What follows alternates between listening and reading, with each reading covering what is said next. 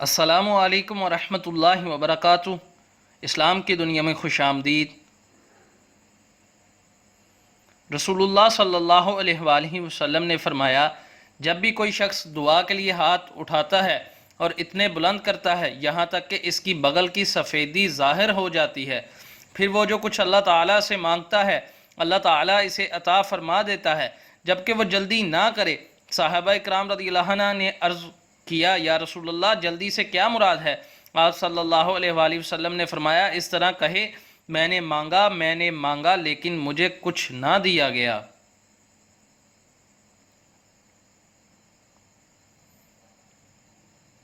مزید معلومات کے لیے اسلام کی دنیا چینل سبسکرائب کریں اور بیل آئیکن پر کلک کریں۔ سوالات، جوابات اور اصلاح کے لیے ہمیں واٹس ایپ کریں یا میل کریں۔